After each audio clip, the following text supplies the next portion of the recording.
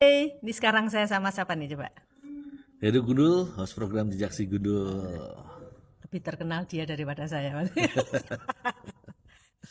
Pak Heru, kesaksiannya gimana sih Pak kok bisa sampai ke Trans 7 17 tahun loh. Itu semuanya karena Tuhan.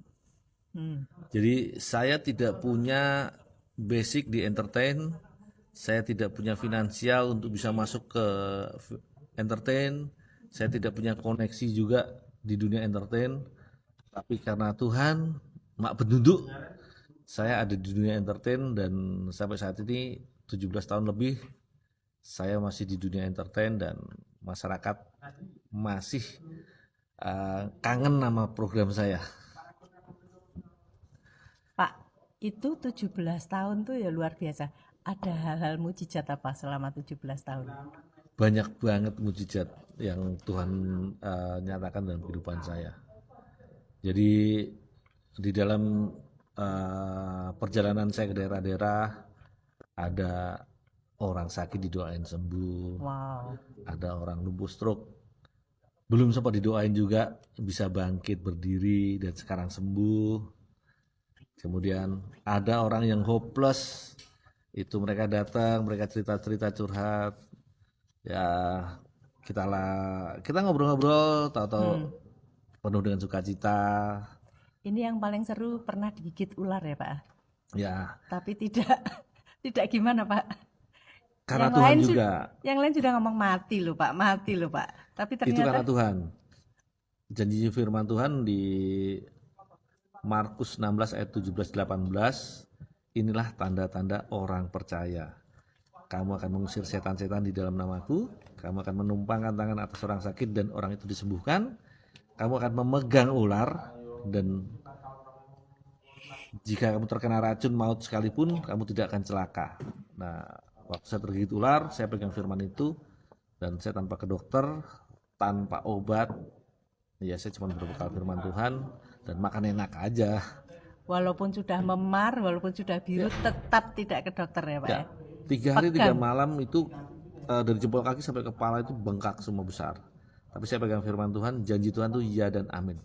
Ini tanda orang percaya dan saya orang percaya dan disembuhkan Tuhan. Setelah lewat 3 hari sembuh.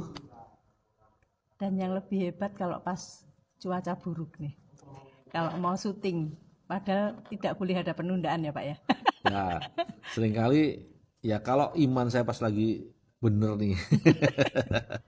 Karena Tuhan Yesus juga mengatakan pada murid-muridnya, uh, kalian akan melakukan semua yang sudah aku lakukan bahkan lebih lagi. Nah, Tuhan Yesus sendiri dia juga mengusir angin Menghardik, badai, menghardik menghardik angin badai. badai dan itu juga seringkali saya lakukan untuk mengusir hujan angin sekalipun untuk memindahkan ke tempat yang lain dan kita syuting bisa Lancar, sukses. wow.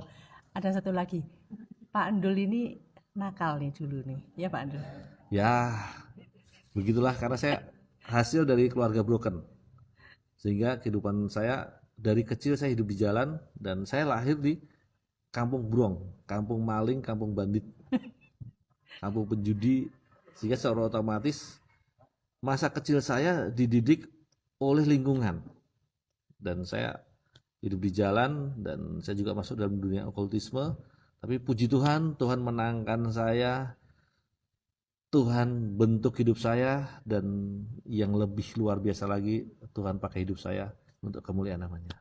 Tapi yang lucu tuh waktu ke gereja pertama kali, diajak ke gereja berkali-kali ngeyel terus, akhirnya ditantang. Oke, saya ke gereja. Gimana Pak di Nah jamah Tuhan? itu dia. Pertama kali saya dijamah Tuhan, setelah saya diinjil berkali-kali oleh ibu rohani saya, sampai akhirnya saya emosi, saya tantang. Gerejamu mana sih? Tak datang lah.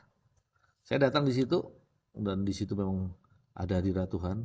Dari pujian pertama dilantunkan, di situ Tuhan kasih saya gambaran di pikiran saya, di penglihatan saya, masa kecil saya, dari masa kecil saya yang seperti yang hancur, kemudian kehidupan saya yang rusak, yang amburadul seperti itu, dan disitulah saya menangis sesenggukan, sampai saya berguling-guling, ingus kemana-mana, pokoknya memalukan lah.